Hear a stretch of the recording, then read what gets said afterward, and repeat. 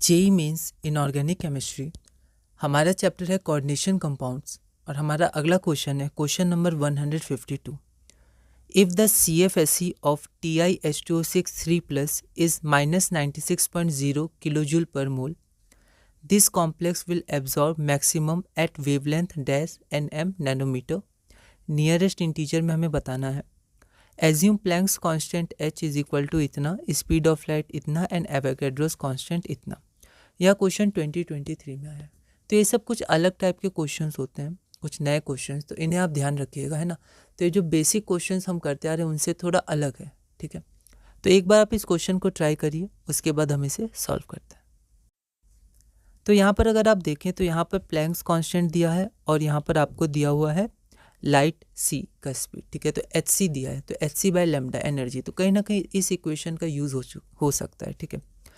तो यहाँ पर आपको पहले हम लोग सिर्फ डेल नॉट से फार्मूला में पुट करके निकालते थे, पर यहाँ पर आपको वैल्यू दी हुई है पूरी CFSE की -96.0 किलोजूल पर मोल की वैल्यू दी हुई है। शुरू करते हैं। तो यहाँ पर सबसे पहले हमने अपना कॉम्प्लेक्स लिख लिया TiH2O6 3+। अब Ti3+, तो Ti3+ का क्या कॉन्फ़िगरेशन हो जाएगा, 3D1 हो जाएगा, ठीक है।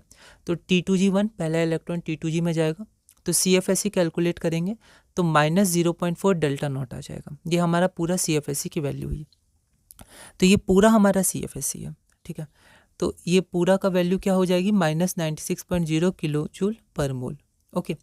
अब लेकिन यहाँ पर हमें पर मोल की वैल्यू दी है और हमें एक की वैल्यू चाहिए, तो हम लोग मोल से डिवाइड कर देंगे, ठीक है।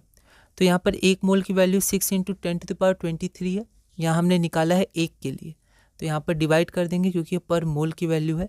तो यहाँ से हमारा डेल नॉट मतलब वो एनर्जी होती है जो सप्लाई की जाती है, ठीक है। तो यहाँ पर डेल्टा नॉट क्या हो गया आपका, इतना वैल्यू हो गई, ठीक है। यहाँ जूल है, तो हम लोग सब इसी यूनिट्स में रखेंगे, जूल में, सेकेंड में, मीटर में, सेकेंड में, तो आंसर हमारा सही आएगा, ठीक है। तो अब यहाँ देखिए, ये डेल नॉट की वैल्यू क्या होती है, एनर्जी होती है hc बाय लैम्डा। तो डेल नॉट एक एनर्जी होती है जो एब्जॉर्व की जाती है, ठीक है।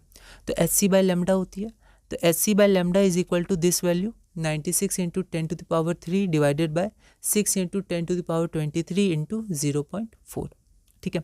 अब यहाँ पर हमें लैम्डा की वैल्यू चाहिए, तो लैम्डा क्या हो गया, h और c की वैल्यू दी हुई है, तो एक इक्वेशन एक वेरिएबल, तो यहाँ से हम लैम्डा की वैल्यू निकाल लेंगे। पहले हमने सबको लिख दिया, फिर यहाँ से हम कैंसिल करके सिंप्लीफाई करके आंसर निकाल सकते हैं।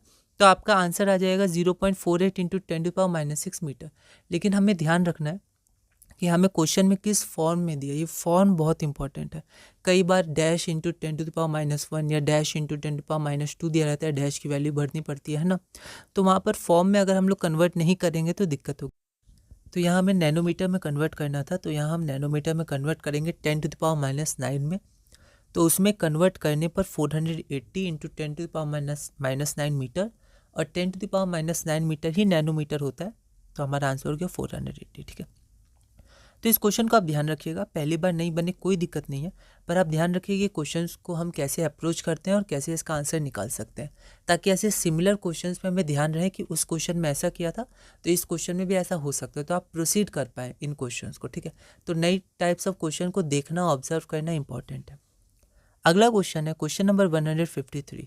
हमारे पास लिस्ट 1 में कुछ कॉम्प्लेक्स दिए हुए हैं और लिस्ट 2 में वेवलेंथ ऑफ लाइट एब्जॉर्व दी हुई है, ठीक है, कि ये कॉम्प्लेक्स किस वेवलेंथ की लाइट एब्जॉर्व करेंगे, ठीक है।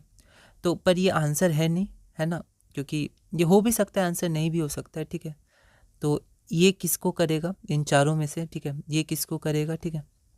तो आपके पास 4 ऑप्शन है, तो इन ऑप्शन के अनुसार आप देखिए क्या सही हो सकता है। यह क्वेश्चन 2023 में आया था। एक बार आप इस क्वेश्चन को ट्राई करिए, इसे हम अगली वीडियो में सॉल्व करेंगे।